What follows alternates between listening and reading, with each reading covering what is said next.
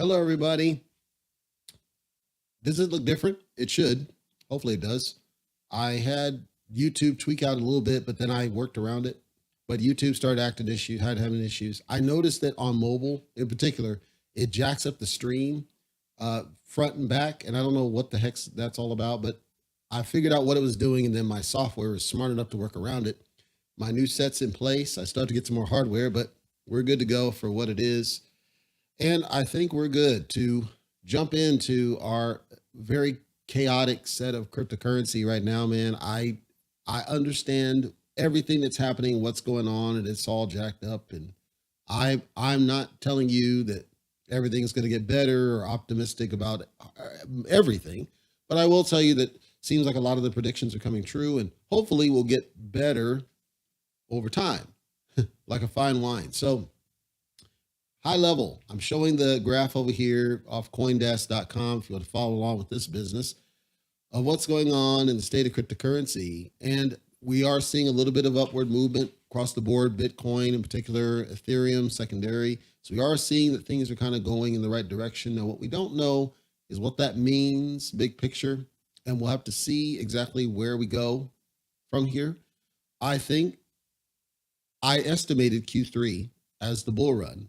I still think it's too early. And you're like, well, I think it's too early. I feel like it feels like this is a fake out. It feels like it's not going to sustain. I could get it way wrong, but I did notice on my Everrise, as an example, there was some sell pressure I didn't expect. People were literally dumping at some points off the profits. And I listen, I'm all about taking profits on the way up, but for certain projects, it just seems unusual to see those dumps. But I did see them, and it was not unexpected, but it was for certain projects, it was unexpected. So I would say enjoy this for however long it lasts. I don't know how long it's going to last. Just enjoy it for however long it does last, because I do think it's good overall for your projects and however you want to invest. I said it, you can't go wrong with the core tokens. And if anybody followed my high level recommendation to simply focus on the core tokens, ignore the current price and focus only on the target price, think about this. Ethereum at one point based at about $980. So look at the price right now. If somebody took that recommendation, and I said that it felt like $1,000 was about the lowest it was going to go.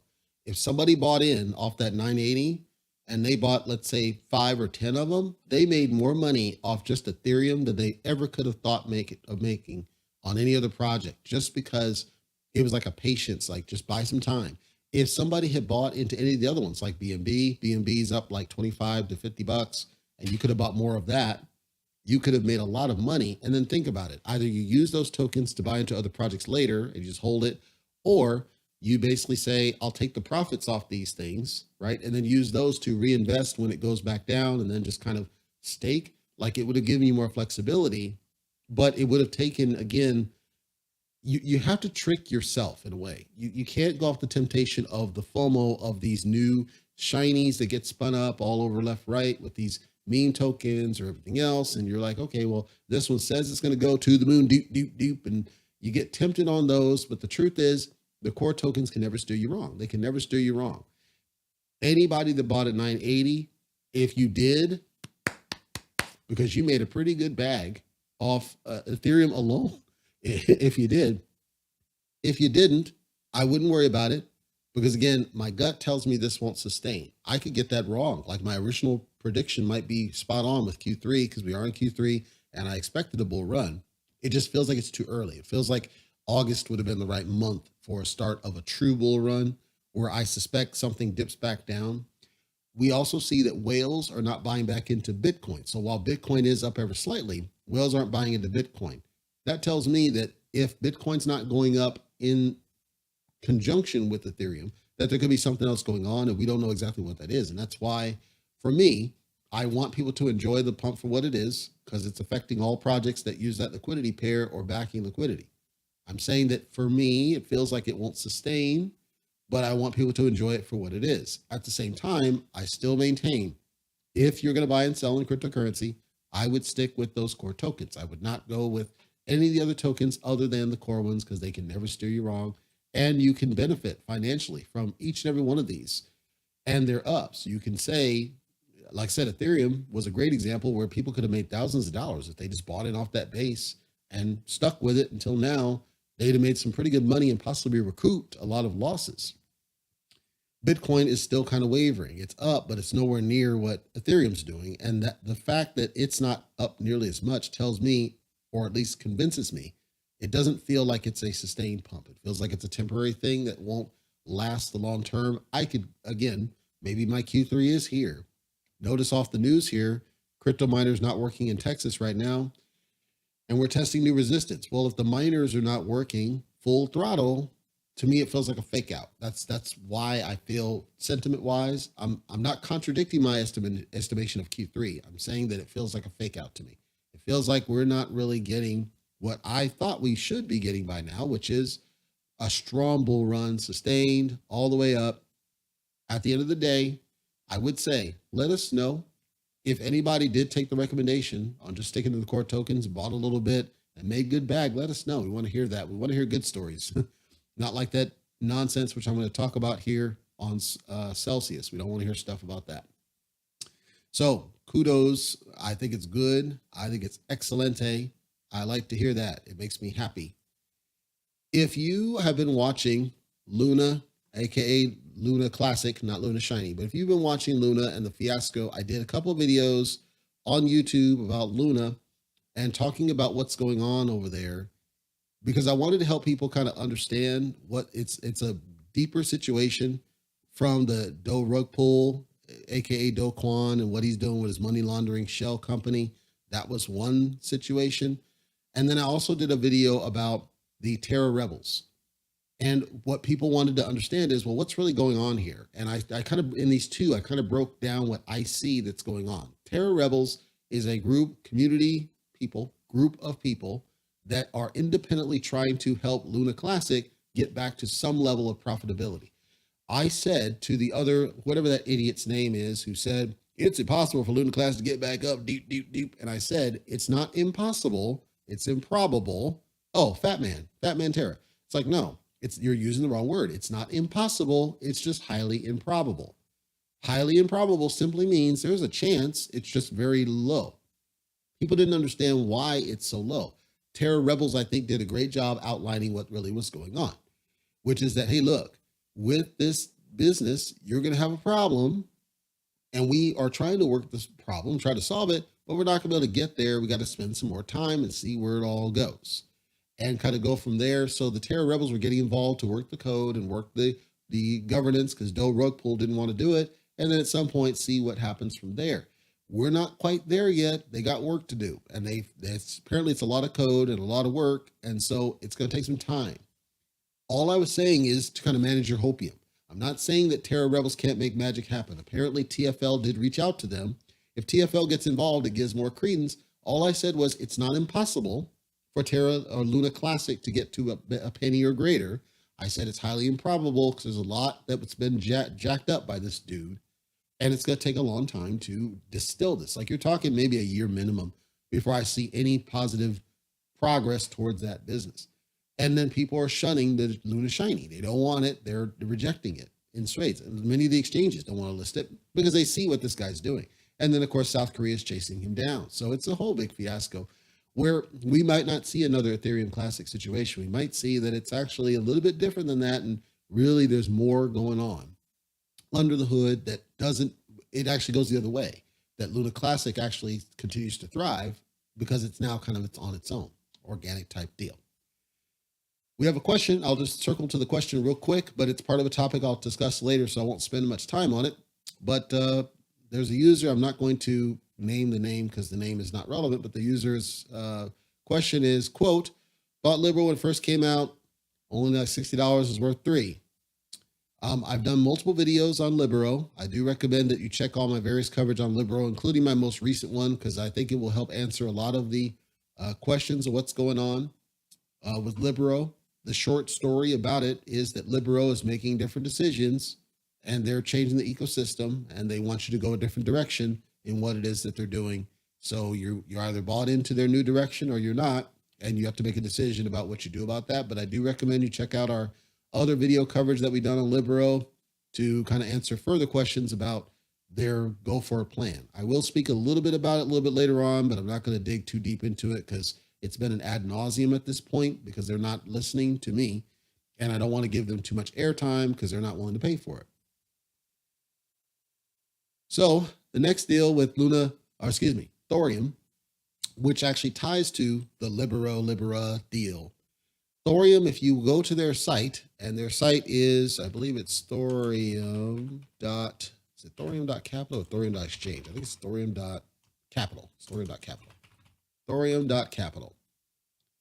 If you go here, you'll notice that everything's changed. It's completely different, and they call out a V3. Like, okay, well, it's concerning but exciting at the same time. For those that don't know Thorium, don't know what it's about, LIBERO is part of the Thorium ecosystem. So LIBERO, Libera, both of those are part of the Thorium ecosystem. The Thorium ecosystem is comprised of currently, I say currently for a reason, Thorium, Epic Hero, Multiverse Capital, LIBERO, Libera today. Then within this, there are past tokens that still exist, but they're not really part of the ecosystem, which was Thunder ADA, Thunder Cake, Thunder BNB, Thunder ETH. There's this whole ecosystem. And you can think of Thorium as kind of a capital funding type deal. They fund projects, they fund ICOs, they do all this stuff.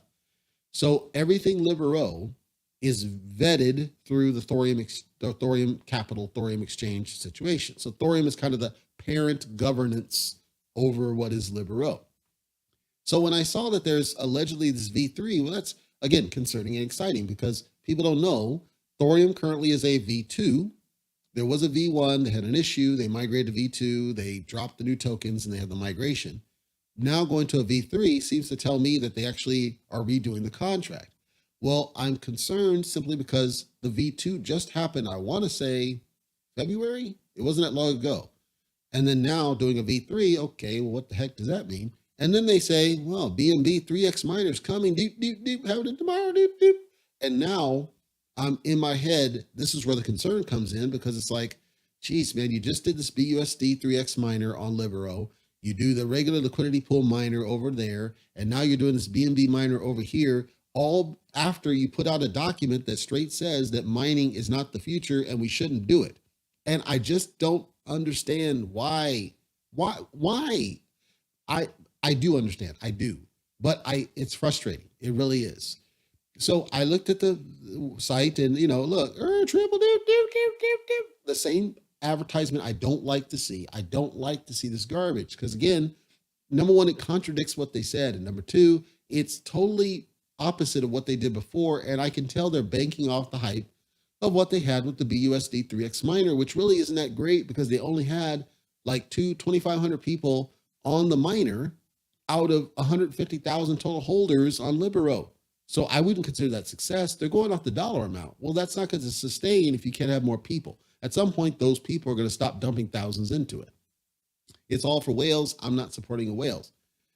So earn this, and then even more when it rises again in the bull market, and all this. So now everything around this is around this mining concept. So now they've taken the mining from the LIBERO and they banked it over onto the Thorium. I'm not a fan personally of their strategy and approach. And this new version of the site completely ignores this one completely. It doesn't even show, frankly, everything else that used to be here. It used to be that you had so you have the Thorium exchange, right? But the problem is there's no liquidity pools. So that's confusing. The Phantom exchange, you can't get to anymore, which you used to for Phantom LIBERO. They also had Epic Hero listed explicitly here. And then they had the conversion tools for Garuda and Cerberus. Those are gone. So I'm really concerned seeing this here. Then when I go into the app, so this is the new version of the application, this is the same thing they did on LIBERO. So they just copy pasted the same template. That's not what I was wanting. What I wanted them was to fix their whole site experience flow to be more inclusive of all the different tools, not just, yes, it helps to unify it, but I wanted them to improve it, not have the same. That doesn't make any sense to me at all. So then down here, they did all this other jazz. You can't see it, but basically they have the same bottom deal that they have on LIBERO, zaps, just like they have on LIBERO. So now they're taking the LIBERO concept and they're copying it back over to Thorium, which I actually speculated, I believe it was my third video, that they might end up doing this. They might say Libero is really where we wanted to be now, and Libero is going to be the parent, and all these other ones are going to be left by the wayside, or they have to follow along with what that's doing. And then you create this whole different, like now you don't really have the ecosystem that you did, because I don't see anywhere at all on this version of the site where Epic Hero is. So now are they abandoning Epic Hero? Because you can't even get to it from the site like you used to. The Epic Hero was clearly linked directly from Thorium because it was part of the Thorium ecosystem. That's no longer there. I have no idea why somebody thought this made any sense. I see Thorium V2 in wallet, Thorium V3 in wallet tells me they're doing a contract migration to this V3. I didn't see an announcement, but I'm sure it's a telescam and it's a different I haven't dug any deeper into it beyond this because I have a little bit in Thorium just to buy into ICOs, but I haven't gone deep into the ecosystem. I'm just really more frustrated. I don't see Multiverse Capital at all. I don't see Epic Hero at all. Are they abandoned? What the heck are you doing? I have no idea. And I don't like this copying the template from Libero at all. I don't even know what to say about it. So if you start seeing anything advertised in the Libero stuff around Thorium, that's why, because it looks like they're doing a migration to a V3 if they haven't already. And it looks like they're just changing everything to where everything else is going to copy Libero stuff, which I don't like. And I don't see Multiverse in here, and I don't see Epic Hero in here. The Thunder tokens were all abandoned, so I don't know what they're doing at this point and have not followed it because they refuse to talk to me. So I can't answer any questions about their strategy. That's why I don't, because I can't, because I don't know what the heck they're doing. It's certainly not what I would do, because I think you're alienating people because you're making these type changes that you're leaving other groups behind. And that's not what you should do, in my opinion. And since I have questions on that, I will go ahead and focus that one. Pulse Chainer says, quote, stays away from these types of coins. Did like Phantom Libero. He likes Phantom, but not touching it because he wants Bitcoin lower. I will say Phantom Libero still to this day is profitable. It's the only one that's truly profitable in the entire ecosystem right now. I can't tell you why that is. Well, I can, but Libero, for those that are curious, Libero is a different token, but it's the same group of devs, but it's on the Phantom network. But it's a different token. It's a standalone token. If you notice back liquidity and liquidity value, you want 100% because what that says is that the value of in this case, Libero, is equivalent to the value of the paired token, whatever it BNB or a Phantom in this case. So you want 100%. If you look at Libero is like 700%. That's not good. That means there's inflation. That means that the Libero token is worth less than the BNB it's paired with. You want it to be 100%. This is a healthy balance and healthy liquidity, even though low. It's actually healthier than the Libero side. The auto burn, if you notice, 16% of supply is only 1 billion, right? So that means that they still have the constrained supply. Libero printed, they printed, and devalued the token. So Libero is still more valuable by far than Libero. You get the same amount of tokens, but it's double the price. The thing is, the benefits you get, the Libero rewards, the wrapped Phantom, are greater and more frequent than on the Libero side because the supply is constrained still. So Libero actually is the only token that's still profitable in terms of the passives. Libero doesn't have it anywhere near what it was. What Libero has that Libero does not is still the extra BUSD rewards they give every month, but those are dwindling down because the value is low. So I'm saying in summary, Libero, if you were going to buy into something, Libero has more value to it short term than the rest of it. They've already actually changed some of the rates and the emissions and everything. But if you notice, this is 4,000, whereas Libero is 500. They haven't done the Libero yet. They plan to, and we don't know when that's going to happen. So I'm telling you that today it's more profitable. I can't guarantee it's going to continue to be. I'm just saying right now, Libero blows Libero out of the water, and it shouldn't be that way because Libero was the first starter. Another one, quote, only rebase token, the kind made sense at a certain point. LIBERO is what he's referring to, they're referring to. And yes, that's partially true. I think LIBERO made sense when it first launched. I think it made sense when they first launched the bank. I think it stopped making, I think it even made sense when they started doing the wrapped LIBERO, which became LIBERA. I think where it stopped making sense is when they hit the bear period. The bear period, the problem with the bear period is that it was not going to do anything beyond what it was. The LIBERO, it was not going to go any further because it was built under a bull market. The whole thing was around bull market. It was around the hype and around the run and everything else. No problem. I think at some point they have to address LIBERO if they want the rest of it to succeed. Spinning up new shinies appeals to the whales. If that's all they want to do, fine, but I don't think it's going to long-term sustain. I think what they're banking on is that at some point we'll get back to a bull run and then LIBERO will start going up in price. The problem is because they printed so many tokens, it can't go as high as it should go. Like it won't be able to get back to the penny that it should have done. And in fact, it should have been higher than a penny because when it launched, we were already at the beginning of the bear. So in theory, LIBERO should be way higher than that penny. Now since it's rebase, they targeted penny to make it control the inflation. But it should be higher than that if they hadn't printed. And now they're trying to do the auto burn to try to burn it down. That's fine. But now you have a bunch of people sitting on millions and millions of this stuff. There are people out there holding 100 million of the LIBERO. Mind you, it had at one point only 10 billion of supply. So the printing was so excessive, I don't know that it ever is going to get to that price. I think they're just banking on the passives to say, but yes, you get the passives, cool. But it would be nice that in the past, if I held 10 million of this business, I would be set for life. And that's no longer the case. So I think they're going all in on the mining. And that's why I don't talk about it, because they're going all in on the mining, even though their own doc said it wasn't the right answer. So it is what it is. Quote, Barry Crowder, quote, Lunk or Colt? Better chance to hit a penny. I don't want you to take my response personally, because as I said, I'm a straight shooter in a world of sensitivity. Do not ask me anything about Colt. I did a video about Colt DAO. You are free to check that video, and I strongly encourage you do so. I'm not going to do any price prediction on it, because I do strongly encourage you listen to that video about Colt DAO.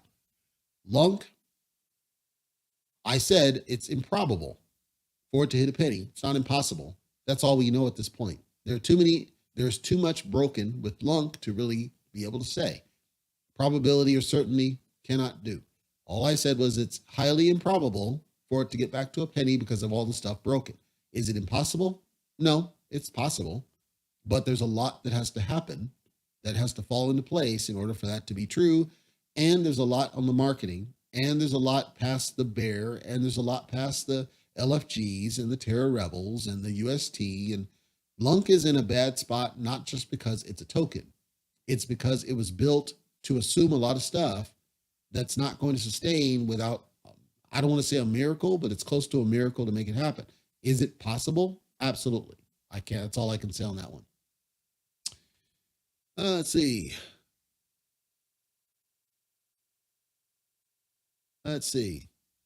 Quote, have you heard of PLSD? It's the only ERC running up the charts. Let me just caveat. Again, don't take it personal, but I'm a straight shooter in world sensitivity.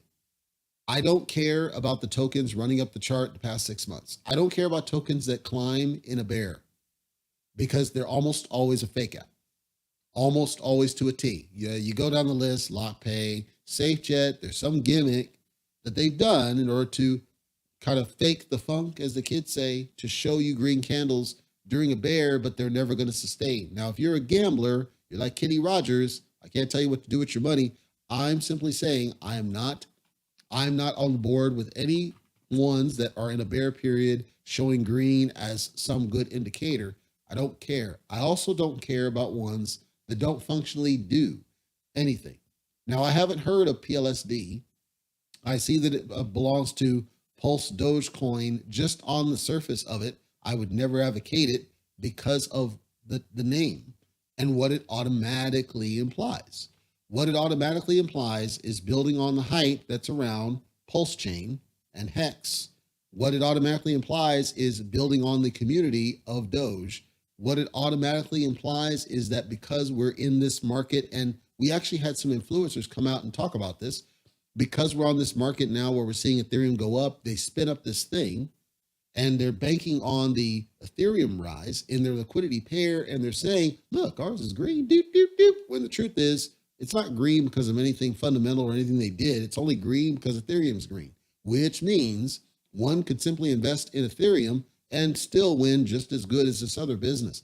I'm saying if you're a gambler and you want to go after it, by all means, I can't tell you what to do with your money.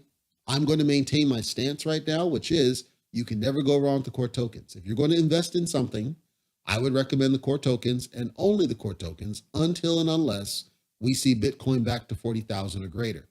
You see, that's extreme. No, it's not. Because again, you got to understand, we're going to have excessive sell pressure trying to get back up off this business. And as long as you got sell pressure, these things are going to crap. It's a matter of time.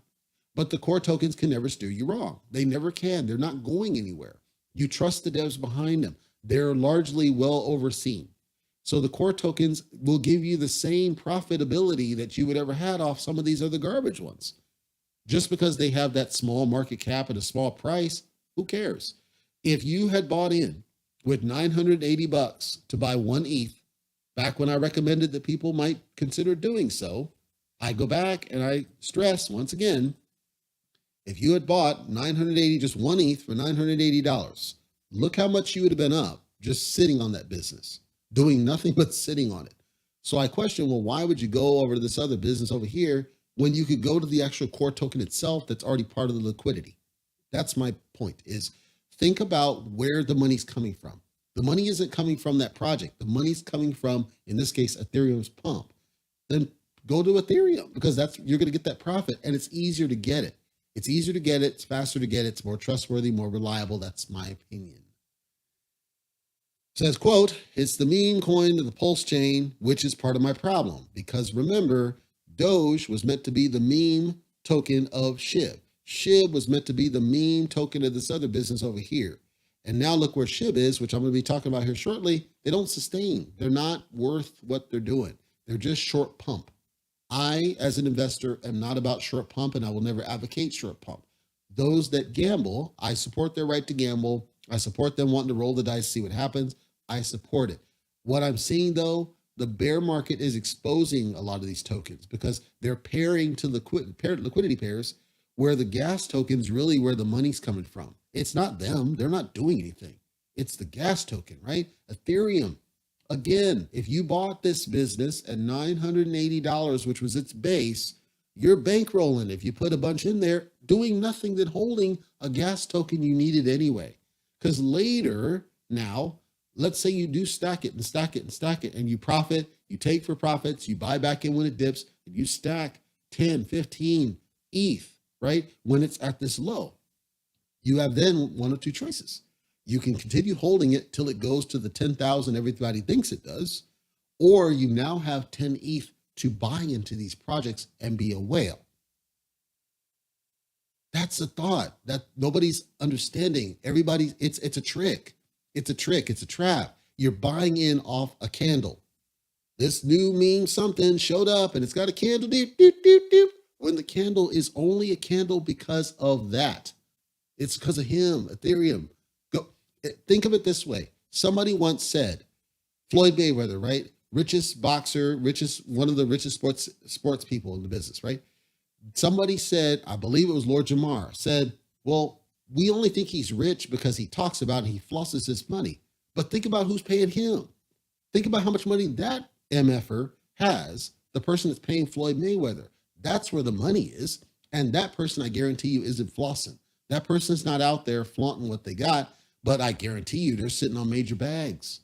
That's who we want. That's who we should want to be like.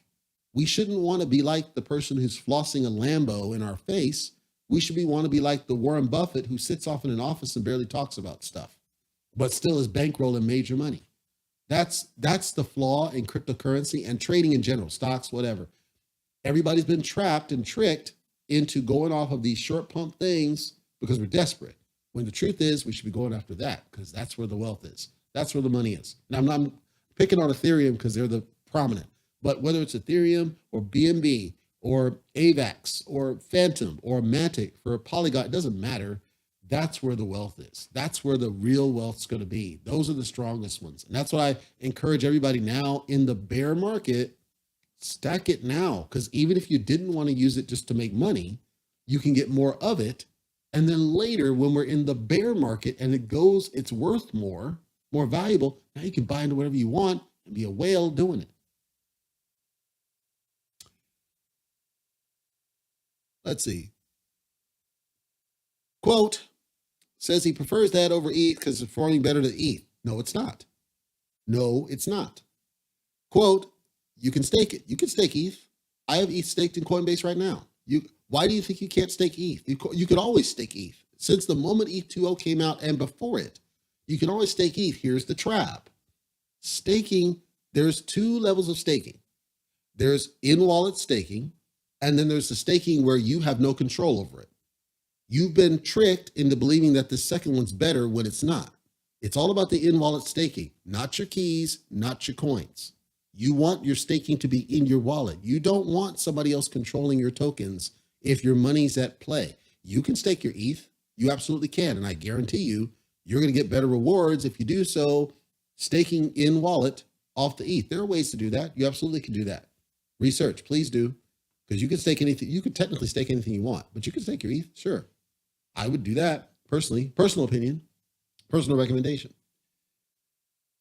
Free airdrop. Okay, airdrop of what? Airdrop of valueless tokens. What good does it do? Remember, if somebody was a whale and they get an airdrop, what's the first thing they're going to do? They're going to dump it. Your airdrop is going to then become crap value. We haven't solved the problem. It's an endless trap. And the reason I'm describing it this way, I know that you've gone through at least one other project that's done exactly what I described. They told you X is da-da-da-da-da-da-da. Okay, sounds good. And then the whales dump off the business and then you're done and you don't get any better off that. Quote, ETH is flushing down to $400 to $600. Listen, I am not a gambler. I'm talking Vegas gambling. I'm not a gambler, but I'll tell you this much. Consider how many people hold Ethereum. Consider how many exchanges hold Ethereum. Consider how much it's staked, not just for ETH2O, but inclusive of ETH2O. Consider how many liquidity pools exist out there. Consider that Ethereum was always ever only built to be a heavily constrained supply. Consider how much Ethereum has to go to the new ETH2O in order to support it before they get the sharding going. My gut tells me Ethereum cannot go too much farther below $1,000. I'll maintain that. And if I want that smoke, we can watch it. I have videos out there where I've said this. I don't think Ethereum can go too much lower than 1,000. We're talking maybe 900 at the very lowest. I don't think it's going to go very much lower than 1,000 because too many people are holding it. It has too much use case. Smart contracts wise, it is the top in the business. What you're describing would be telling me that Google's stock is going to drop to $10. It's impossible because of just ubiquitous. It's everywhere. It's what it is. It is the best right now in what it does. I'll take that. I'm on record on every video. Every video. I don't think it's going to go too much lower than 1,000. I maintain that. We'll never change that business. Quote, and then he's talking about the Pulse chain, which is a different thing, right? 1.5 billion in sacrifices, and Pulse Dogecoin is one of these. Here's the problem. Pulse chain isn't here yet. Not only is it not here yet, we don't know when it's coming. Richard Hart has said it's supposed to come on day one, it delayed. Day two, it delayed. I'm not saying he's lying. I'm saying there's more to it than they anticipated. I'm saying it's got work to do. And I'm saying that ETH2O has more eyes on it. Pulse chain sounds good inside the crypto bubble. ETH2O sounds good to everybody else. I want everybody listening to me today to understand that me, Crypto Talk Radio, Leicester, found at cryptotalkradio.net, I am about outside the crypto bubble. I don't care about the 4 or 5% of the world that's in cryptocurrency today. I care about everybody else. I want their money. To get their money, we have to be smarter about brand, marketing, and brand awareness. Pulse chain will never go outside the crypto bubble. It won't, because it cannot, because Ethereum already has that head start. By the time ETH2O gets released and they do the sharding and everything else, I guarantee you he's going to take off. He's going to take off. And nobody's going to be able to catch it. Pulse chain will succeed inside the crypto bubble. You have to layer the definition of success. Success is not just about in my bubble, what is success? No, I don't care about that. That's 4% of the world's money. I care about everybody else's money. Who's going to get everybody else's money? Number one is Bitcoin. Number two is Ethereum. That won't change. It can't. It's too late. It's way too late. And again, I'm on record. I'm on video saying that. I don't even think BNB is going to overtake Ethereum. I don't. Polygon, Submatics, none of these. None of these. Quote, ETH2O doesn't solve gas fees. Pulse chain does. Pulse chain does, but so does Polygon. So does Phantom. So does AVAX. Guess what? They're all just layers off the same Ethereum. You cannot fight the Borg. Ethereum started, and I don't like Ethereum, but I recognize it for what it's done, which is it was the first to do what it's now doing that everybody else is copying. Why would I want a copy of the best when I could just go to the best? Now, mind you, everybody's going to make their own decision about their own investment priority. You can do all that stuff, and that's all cool. I'm not telling you can't do. I'm telling you, I think you need to just think it through a little bit further, because not enough thought's been put into this. Number one, Ethereum was first. Ethereum's done it best. Big picture, we got work to do across the business, outside the crypto bubble. It's not inside the bubble. I don't care about inside the bubble. It doesn't matter to me. We already have those people. We already have that money. Now we got to get smarter about attracting new money. That's the only way we're going to get out of this business. We got people that are scared away from cryptocurrency because all the nonsense that happened with Celsius and all that business. No, we got to solve that. And the way we solve that is to mainstream it, not inside the bubble, outside of it. And right now, Ethereum, unfortunately, has the advantage, tactical advantage, second behind Bitcoin. Bitcoin is going to be there. If Bitcoin gets there, Ethereum has to be, because of the smart contract functionality. That's all that is, in my opinion. Palm Strings, Togaland, quote, Lunk hit 5 to 10 in a few years. So is it possible? Yes. Is it likely? No. Is it possible? Absolutely. I think the printing is only one problem that has to be solved. I think there's other problems that we have to solve. I think we got more that we got to think about. What is it that we have to think about? We have to think about UST, because unfortunately at the code level, these UST and Lunk have been paired and largely abandoned by Do rug pull. So we have to figure out first, if it were me, I would turn UST into a traditional stablecoin somehow, so that it gets its value back, and we don't do this algorithmic garbage, because it seems like nobody can do it right except DAI. Well, that's fine, but I still would get away from it for the purposes of the regulations that we know are coming. They're going to regulate stablecoins. I would rather we have them be perfectly available and readily accessible, because the regs are going to say you need to have one USD for every one of these, and you need to prove it to us when we come audit you. And if you don't, we're going to come after you. That's all they're going to do, because that's all they know. So let's fix that. USDC is the only one doing it right. Okay, why aren't we pairing to USDC? Why are we afraid of USDC? Because it's Circle. I understand. So create your own, but it uses the same concept. Great, I'm supportive of that. I'm not supportive of the algorithmic because it's too risky. I'm risk averse in that regard when we're dealing with other people's money. As we saw with the Celsius nonsense, by the way, I'm not a fan of it. I'm just not. That's me personally. I don't speak for anybody else. I don't recommend a thing. I speak. This is what I think. This is what I believe. So let me dig back into other topics, because I think that one's ad nauseum. Oh yeah. If anybody saw my video, we had on our show, Nick from Ethjets, and they've launched, they've got their NFTs out there, and I'm watching them very closely, because it would be one of the very first projects that's NFT based where it ties to a real world asset, a real world value. And I want to watch and see their success and see where they go because I'm intrigued. I'm heavily intrigued by what it is that they're proposing that they would be able to do. I'm not saying and never have said anything about their ability to execute or that it's clean or that it's anything.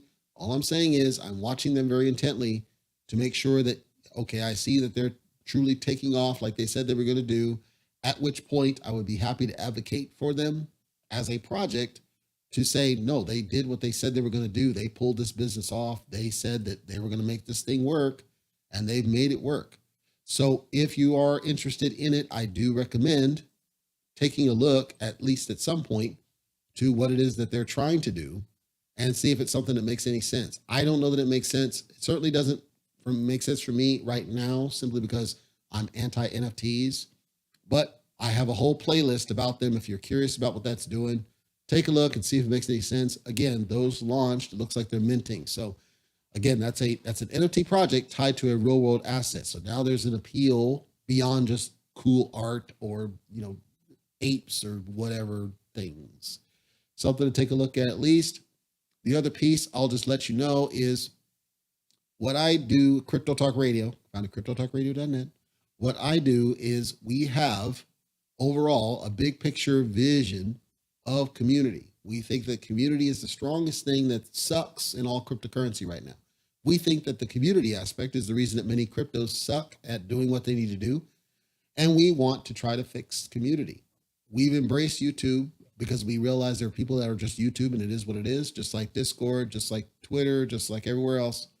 But we wanted to try to unify it best we could. And so what we did is we built our own membership plan. If you're curious, go to cryptotalkradio.net, take a look, click TRIAD member, and you'll get to see our membership and read about it. I'm not going to bore you with it. I'm just introducing you to the fact that that's there. And then our Discord channel, we are growing right now and we have a private video that we do just with the members, and it gets you other perks. The reason I'm talking about that now is that I'm very close to launching our cryptocurrency that we're going to have for the TRIAD members available for them, which I believe in concept is going to change the game with how crypto's done. And the whole point is to prove that one guy can do it better than everybody else. Can I do that? Well, time will tell. We'll just have to wait and see. That's why I'm so adamant when I talk about things like Ethereum and the gas tokens and everything else, because I can clearly see the flaws in what crypto's doing. The flaw is greed. The flaw is fiat. The flaw is money drive. The flaw is reacting FOMO, green candles. It's nobody cares about the true fundamentals of why we do what we do. So the gas tokens will always win out because their fundamental is baked on none of the other ones can exist. Like a Cult DAO, I told him, you can't exist without the core token that backs you. So what good are you? You don't do anything else. So why should I care about your green candle when I can just go over this and invest in that one? The reason I'm so adamant about it is because I see that flaw. I see all of them doing the same thing. They're banking off a green candle that it's not theirs. It's not that they caused the green. It's based off the other token paired inside of it, the core token. That means that was always the win. That was always the key, is to go to the core token, figure out the core token, and make sure the core token is doing what it needs to do for everybody else. That means that's where the support should be. And we shouldn't be against those core tokens because we depend on them. That'd be like saying we don't like gas because it's fossil fuel, when the fact is roughly 80% of the cars on the road still depend on those. We can't hate gas. It is what it is. We have to use it. What we should be doing is be smarter about how we need to use it. We should embrace hybrids and That's not what we do. So we should work together, synergy. So the token I'm creating is trying to promote that, saying, let's see if we can take a different approach with this business using the thoughts of, I understand the FOMO green candles these projects do. It ain't worth it. It's all garbage because it's not them. They didn't do this. They didn't create the pump. It's them. It's the BNBs and the ETHs of the world. That's what's pumping. That's where I should put my money in. Why would I put my money, give my money to this other dev over here just so they can do what? Honeypot or rug pull the business. That's exactly what's going to happen. Or just simply drain the liquidity on the back end and then lie to you. And then it's a vicious cycle. I honestly believe it's, in some cases, possibly an addiction for some people. I think some people get addicted to just seeing a green candle, buying into something, and then they just react to a short-term benefit, not realizing that you're you're just paying this set of devs that are sitting on top of where the real money's coming from. And I'm trying to educate people to think it differently. The money's coming from here. It's not coming from that garbage meme token. They're not doing anything. They didn't do anything to earn that green other than pair to these guys. It's a trap in my mind. So that's all I got for you today. Do you have any, if you have any other additional questions, and let me caveat, when I say additional questions, I am saying questions that are answerable as well as worth answering. Because I'm not going to speak about tokens that I've already addressed on a video necessarily outside of what was addressed. I can steer you to which video that it is. If you need that, no problem there. Anything about the industry, that's fine because I haven't done excessive. I do weeklies, but that's different. Anything about the core tokens or this mindset that I'm talking about, no problem there. All those open, easy, everything.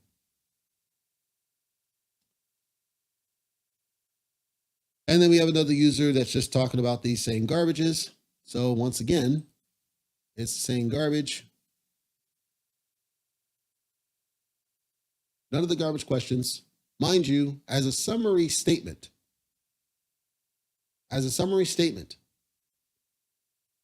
if you are coming back like one person here in the comments saying, all of the getting wrecked. Now, let me be fair. It's possible this person is simply colorblind, right? They can't see green, and so they don't know that there's green, or they don't know what green means. Green means it's up. You need to understand why it's up. It's up because it's a core token. The core tokens are paired in liquidity to other tokens. In other words, what I'm saying is, I don't care that right now, let's say THOREUM happens to be showing green, because at the end of the day, THOREUM is paired to Ethereum. THOREUM is up because of Ethereum, not because of THOREUM. So why would I invest in THOREUM and give the THOREUM people my money, and I'm just picking on them? Why would I give the THOREUM devs my money when I could just give it to the Ethereum? That's really the source of the profit. Once again, Ethereum based at 980 bucks. If you bought one for 980 bucks, you made close to a $400 profit if you just sat on it. And that's raw profit to you, not paying some dev. Why would I do that? It doesn't make any sense, because at the end of the day, you're not making very much more above it.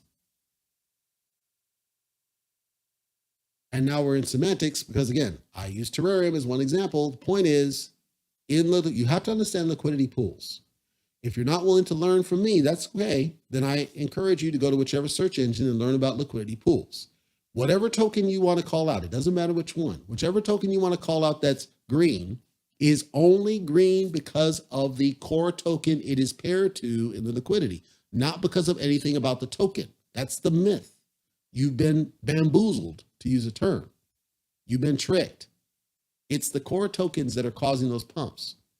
What happens then is people dump when they see that those junk tokens climb a little bit. People dump those, and that causes red, which is what you see as an example for THOREUM. People sell off of it, whether they're selling for profit or they're dumping out of it.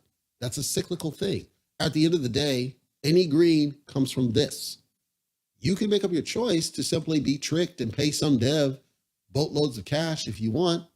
I'm making the recommendation, and I will stick to it no matter what. I'm going to the source. I'm going to the Warren Buffetts of the world, period. Because that's a smarter strategy. As I said, if you bought in Ethereum at 980 bucks, you made a $400 profit almost doing nothing. And you didn't pay some dev to get there.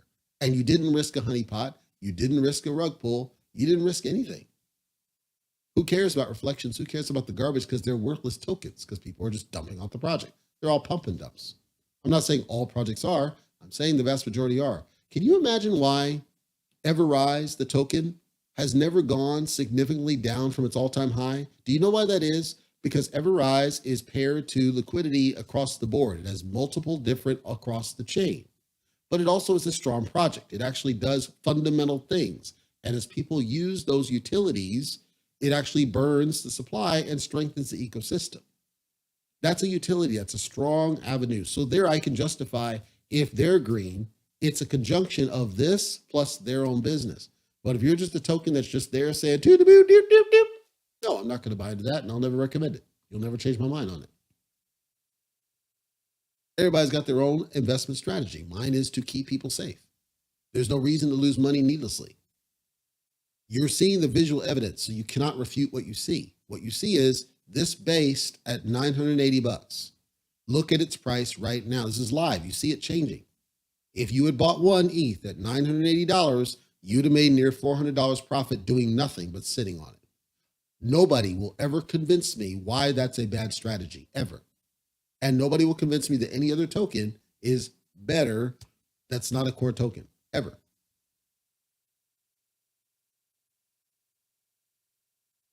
Pulse Dogecoin. I'm not going to talk about the token. I'll talk about the paired USDC. Hex does the same thing. Hex went down. Just because you're paired to a stable coin, it doesn't mean anything. You know why? Because the stable coin at the end of the day is in some part tied to these guys. It's all a myth. I don't know what it'll take to convince people to understand, because you have to understand backing liquidity. Stable coins don't just come to be a thing just to be a thing. The money that drives a stable coin has to come from somewhere. The backing liquidity I'm referring to almost always is Bitcoin. Almost always. That means that even stable coin as paired in the liquidity pool are in some way paired to the price movement of those things. Additionally, you have to use them to buy in the gas, and the price of gas influences this. There's all these different influences. At the end of the day, though, it comes back to these guys. Always. You can't get away from it. There's no way to create a crypto other than mine. There's no other way to create a crypto that is not somehow linked to these core tokens. It's not just about my liquidity is paired to a stable, because at some layer, you're still coming back to Bitcoin, and Bitcoin's price movement will affect your price. Otherwise, think about it. Hex's price would never move, but that's illogical, because we know that ultimately Hex has moved. It's gone down. It's not crapped like Seifu, but it's gone down, even though it has, I would argue, almost all of them are stablecoin pairs. It doesn't really matter. That's not to say it's a terrible project. I think Hex is a good project, but I also understand it all comes back to these guys. You can never go wrong with these guys. No matter, you can't run from it. So from an investment perspective, the strongest investment is the core of where the money's coming from, not these layers over top of it. You can invest in the layers over top of it all you care to.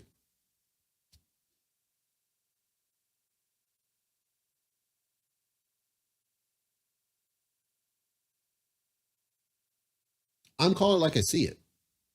I don't propose to be smart. I'm just calling it like I see it. At the end of the day, we know Bitcoin is underneath all this. We know that because when Bitcoin crapped, everything crapped. It didn't matter how you did stuff. Look at Celsius. Celsius had reserves of Bitcoin, right? And allegedly still do, but we know that's not really true. Celsius still goes in the crapper. When the moment Bitcoin starts crapping, Celsius goes in the crapper. Terra Luna is its own blockchain. Its own blockchain with its own stable coin, its own whatever. It goes in the crapper when Bitcoin craps. At the end of the day, we know Bitcoin is running this game. We know that. And then Bitcoin is being held hostage by a lot of big players. Rich people are holding it hostage. Well, when they dump, guess what? They're crapping the whole industry, even the stock market, because of ETFs and other ways to convert Bitcoin into stock and all that. It's all intertwined. So that means if you really want to get the money where the money is, it's off the cores. The cores are running the game. They're running the game. That doesn't mean that I don't invest in other projects over top of it. It means that it's part of a diverse portfolio. I'm always going to advocate for these guys when you're in the bear, because that's where the money's going to come back first. It's going to come back here first. People might buy over there off the discount, but if you buy more of this, that gives you more of the gas you need to buy into this other thing over here.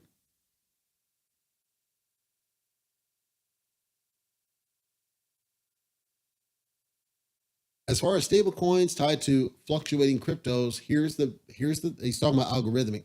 Here's the thing. Algorithmic made sense if everything else is working. It makes sense in a bull market. It doesn't make sense in a bear market. It makes sense when money's moving. It assumes a constant money movement. I would argue that there's nothing different with the algorithmics versus the housing market. The housing market and the pricing of the housing market is based on all these different things that assume a certain health of the economy, right? You got the, whether it's T-bill or the rates that they, negotiate, the housing market's still based on that. And then the pricing of homes is based on that. And then there's supply and demand and all these things. Well, if any one of those fall, then everything craps and it's got to reset. That's normal. That's normal in the economy. Where algorithmic went wrong in Terra Luna, only in Terra Luna, is because Doe Rug Pull got involved and basically got swindled into making a deal that he shouldn't have made to get more Bitcoin to help back it. That was what cracked that. That didn't crap because it was algorithmic specifically. It crapped because Doe Rug Pull made a bad decision that tanked the project and then didn't want to take accountability for it because he didn't realize he got swindled. Who swindled him? The same big players I just talked about, the capitals, the big capitals, the Black Rocks and whatever's of the world. They lied to him, and then he fell for it because of greed. Greed comes from what? Fiat. Fiat comes from where? Our normal economy. Well, Bitcoin can only be transacted in a fiat world, which means it's tied to the same greed. And when one fails, the other's going to fail. That's normal. That's what happened. It wasn't that it was algorithmic. That wasn't what killed it. What killed that is because he made decisions to basically gamble the money to get a little bit more. That's what happened there. Think of it this way. If you have a business and you want to help fund your business, but you're lacking the funds, you need to grow it, develop it, and keep it stable, you normally will take a loan or you'll find investors, you'll do something to get some more liquidity built in. What he did is essentially that. He wanted to get more investors to try to help the stability of the project, and he went to people that had access to Bitcoin who would then have a stake in the Terra Luna ecosystem, UST. That was a mistake because ultimately he had other ways to do it. They just would have taken longer and wouldn't have given him what he wanted. He got greedy. It wasn't because it was algorithmic. It was because he got greedy and made a bad decision. That could have happened anywhere. Where I disagreed with what he was trying to do is at the end of the day, none of that was brought to the DAO. None of that was discussed with the community. The community had no say in, okay, here's what we're trying to do. Here's why we're trying to do it. Here's the benefit to you. Are you okay with it before I do this? Does anybody see any concerns with this? He just went off road on his own because he's arrogant. Okay, well, then you reap what you sow. And then now South Korea is chasing him down. That was not because it's algorithmic. That was because he made a decision, a conscious decision to tank the whole business. And it was a house of cards. Because once that went down, because you got to think of the layers. There's that, right? So he basically got cheated, and essentially it was a rug pull that was not, he didn't intend it to be, but it was a rug pull by definition because it took money out the project, liquidity out the project. That's what that was first. When that was lost, it crapped UST. When UST crapped, everybody else that was tied to UST for stability in their own yield farming and everything else crapped. And so it became this domino effect because he made that decision that he should not have made. Now, if it were me, I would not have tied to UST explicitly, but the assumption is it's a stable coin. So why do we have that issue?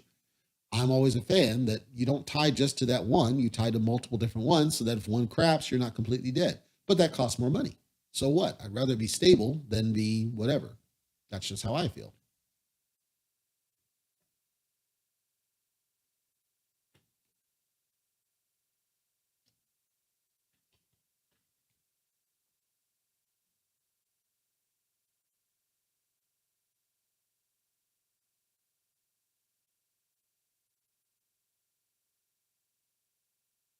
And since it ties to it, Luna, the new Luna, I believe that the new Luna is going to have some issues because of sentiment.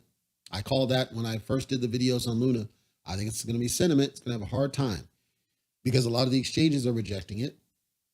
If the exchanges get on board with it, I don't think it's going to matter because I think it's going to be hard for it to get to that level. Now, the catch, this is when they did the distribution for Luna 2.0, the shiny, they said that we're going to do airdrops for the new Luna to people, and it's vested. It's over a period of time. So people just randomly get the tokens show up in their wallet. Now, the problem is that most people will forget that they show up. Most people won't be watching it because they've already harmed sentiment up front. And I think once you lose those people, it's hard to maintain their attention. So while people will get drops, I think they're just going to sell them. That's my theory. They're just going to sell them. Unless if Luna Shiny can pull off a miracle and get people truly excited about what it's doing, somehow better than the classic, I think Luna Shiny is going to struggle, which means it would be the opposite of what Ethereum did, where Ethereum, the Shiny, took off and thrived, this guy over here, and Ethereum Classic, it did succeed from where it was, but it's certainly nowhere close to where main Ethereum is or ever would be. And the classic Ethereum still has the core issues that caused them to fork it in the first place. As far as I understand, that's just going to be a thing, and they're not going to ever fix that because they believe in what that's doing. Like they're one of the tests on the Ethereum side is going to be when ETH 2.0 does finally get its act together. Okay, when they go proof of stake, Is it truly superior through proof of work? The gas, if the gas doesn't change, is that going to be a sell point? Will the gas change with the sharding? Nobody knows. That's going to be an open question. Do people flock back to Ethereum Classic? I don't think so. Do people adopt the layer twos? What's that going to look like? Do people go to Hashgraph or Hedera? Nobody knows what's going to happen. So I am never going to tell people to jump into something they're not sure about or they're not confident about and just say, hold on, buy some time, give it some time. Don't jump into random crap, man, because we're still in an uncertain period. Nobody knows what's going to happen. Nobody knows what the future holds. This is all still uncertain. It's all still new. And I still argue that we're going to have a reset of cryptocurrency. And this next round of cryptocurrency is going to be different than the 2021 rush to a bunch of garbage being spit out there because people are smarter about some of this stuff. They know what to look for. And I think they're looking for what I look for, which is passive income, but also they're looking for trust. They're looking for trusted devs that people are going to take care of them. People are going to communicate with them. I believe that the whole era of telescam and all that garbage is going to go away. Hopefully, finally, Hercules, and we'll get to where we use business tools as what you're on right now to communicate to people. And we're looking for educated people to communicate that are, you don't have to be English speaking, but you do have to present yourself in a certain light, not using childish terms, not having childish admins and all this other garbage that we currently see. I think we're going to have a different shift in mentality, and that's good. It's good for the business. It's good for the adoption of cryptocurrency outside the bubble. That's what I want. I want more. I want that other 96% of humanity's money. And the way we do that is to act like adults and adapt and evolve the business and mature everything. We're not there yet. But I think Ethereum is going to lead the path. I think Bitcoin's going to lead the path. I think BNB is going to lead the path. I think all those are going to lead the path. And then we have to see where we land, and we have to somehow self-regulate, because if we don't, all of our governments are going to get involved and they're going to jack stuff up, which is what nobody wants, I guarantee you.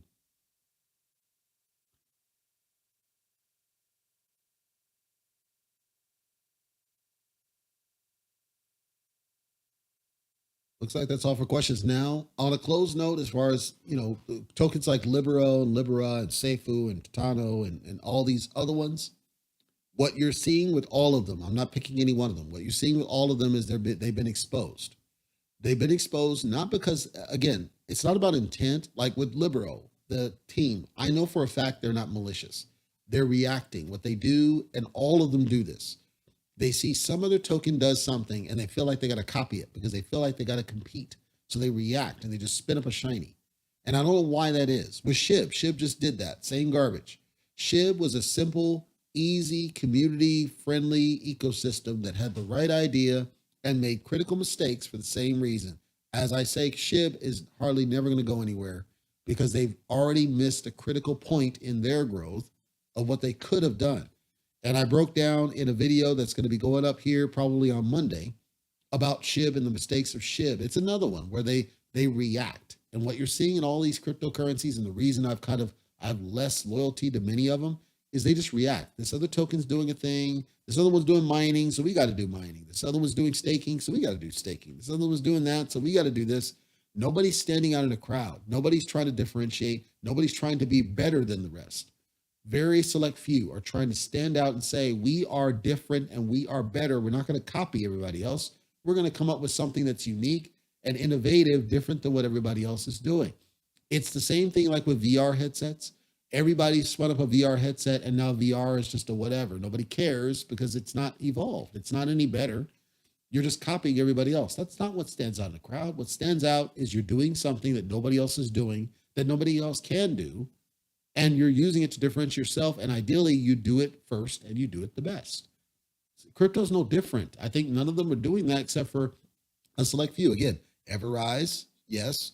Ariva, that's another one that's doing something that nobody else is doing. Ethjets is trying to do something nobody else is doing. Like, these are conceptually different that I think if they've got good devs, and it seems like they do, they're going to sustain long-term. They're the worthwhile ones. They're the ones that the government's going to leave alone, that they're not going to crack down on. Everybody else that's just spinning up or whatever, I don't think they're going to last. And so you're seeing many of them get exposed because all of them just copy to copy to copy to copy. None of them address the underlying issue that they were never built to support a bear market. None of them were ever built to support that. So then when a bear market hits, they all just kind of wait, and then they tell you what? Hold, just hold. Then they build up staking, and they say, yeah, just stake your tokens and just wait it out. We'll give you some drops, and then when we're back up, we're all good. Deep, deep. Mind you, people are still going to be dumping that were whales in the project, and it never is able to recover. All of them follow the same pattern. All of them have done the same thing. And none of them seem to understand that you should build it for a bear market, not a bull market. Those that build for a bear market are going to succeed. Here's the irony. LIBERO was initially built for a bear market. In the way that it was constructed up front, minus LIBERO, minus the miners, LIBERO was built for a bear market, because when you put your tokens in LIBERO Bank, the Binance USD reward percentage would go up in the bear market until they started printing. The value then started to decrease. If they hadn't done the printing, it would have been glorious. It would have been amazing. It would have been a standout that nobody else could touch. And instead, they made the critical decision to print on the LIBERO side, and it completely attacked the token. And I don't think it'll recover, because they again, timing is very important in a lot of this. But that's what I think many tokens need to do, is build your structure for a bear market. Don't assume this amazing volume. 2021 was a fluke. Will we see more of a fluke? Sure. I don't know that we'll see it in 2022, but there will be runs again. It'll go back up again, and we'll get back to recovery. But why would you build for these? Why would you build for these intermittent peaks when you could build for what's constant? What's constant? What's constant is only money is available. We know that. We don't know how much. We can't count on frequency. We can't count on holders. Everything else is, to me, gloss. And all of them going, saying, let's just build up a telescam, and then let's send out some campaigns over social media and tell people to come to the telescam, or we're about to do a pre-sale on this business. Buy in now, deep, deep, deep. And then what happens? They get a bunch of shillers. The shillers are handed millions and millions and billions and billions and trillions of tokens, and then they dump off the project before anybody else can sell. Or they make stupid decisions like Satama, where they dump to the whales first, who then sell because they're pissed off at the dev team, and everybody else is left with garbage. That's assuming they even get their airdrop. It's just a bad market. And I believe crypto has to mature, has to evolve and get better at what we do. And it starts with acknowledging, in my opinion, acknowledging these guys run the game. All of them, they run the game. They're the core. They're the backbone. They're the key. They are the ones who are going to lead us out of it. The Ethereums, the BNBs, the AVAXs, the Matics, the Phantoms, all the core tokens are the ones that are going to lead us out of this business. And we'll have to see what happens with Ripple and XRP, because that's going to change the game too, if they're able to get out and get back on some good throttle. And then Bitcoin is still going to be the head of the pack, no matter who says what. Bitcoin's always going to be at the front. Bitcoin is going to lead every single thing. I don't like it. I acknowledge it. I recognize it. I recognize what it is. I recognize what it's been forced to be. I don't like it, but I recognize it for what it is. Bitcoin is truly our modern day gold. That's what it is. Think about it. It is truly constrained. You can't get more of it. And we're trying to pair everything to it, which creates the value that then we are tied to. And I think the resistance you're seeing from people, and the reason they don't like the price movements and everything else, is because for the same reason that I believe it was FDR decoupled gold from the US dollar, what they said was, well, this is too limiting. We can't print more money. We need to print more money because we got more expenses. We can't have this constraint. And then they decoupled it. And now what happens? We print like crazy. And then who gets the brunt of it? It's the downstream investor. In cryptocurrency, it's the same thing. We're fighting and we're upset because we're now tethered to this new gold.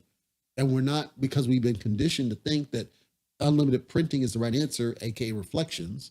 We've been conditioned to think that that's the right answer. But the truth is, if we just embrace Bitcoin for what it truly is, it means that all the price movement that we're seeing is normal, it's natural, it's cyclical, it's actually beneficial. Because if you believe in what it is, and you believe that cryptocurrency is not going anywhere, it means you simply can wait for these steep discounts, buy in, stack, and at some point, you're going to win big. Whether you buy in, you trade it, right, as normal, or you sit on it as an asset and use it to buy other things like Ethereum, however you choose, you just happen to have the opportunities that you didn't have when the dollar was pegged to gold. Bitcoin just happens to be that. And nobody's recognized this yet. Nobody recognizes. Everybody's just simply flacking against because they've been told that unlimited printing of a thing is the right answer. Spinning up new shinies is the right answer. Having all these different FOMO green opportunities is the right answer. All it is a pittance that people are running around the streets trying to gather up the pennies that these rich people are throwing in the streets. That's how I see it, in my opinion. Any other questions? I enjoy the topic because now that I got my studio set up, I enjoy the topic.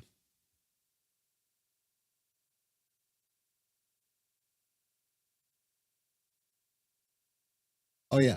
And then, like I said, if again, I'm not saying that I did a video on Cult DAO. So if you're curious about Cult DAO, I do encourage you to check out that video because I was pretty thorough in what I think about Cult DAO, and I'm not going to change my mind on it at that point. However, if the devs want the smoke, they can always reach out to me. I don't chase, but they can reach out to us at cryptotalkradio.net or on Twitter.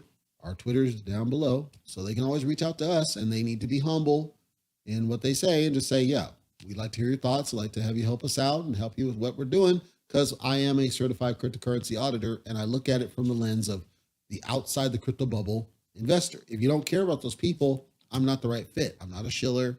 I don't pitch any project. You've heard me, but I am going to, based on the core tokens, pretty much consistently. Every now and then, like an Everrise, there may be a standout, but they're rare. They're the diamond in the rough. Standard for me is I'm not going to excessively cover any token, even LIBERO at this point, until I see that they're doing things outside the crypto bubble. As long as you're in the crypto bubble, I'm not going to expend a lot of time on it. I'll answer basic questions, and that's about it. Looks like that's all we got here today. Good enough. I want to thank you guys for live, and it looks like we got some new subscribers on the Twitch channel. I appreciate you guys as well. Our Twitch is growing. Twitch is just awesome. Our Twitch is growing leaps and bounds, but I also appreciate everybody on YouTube.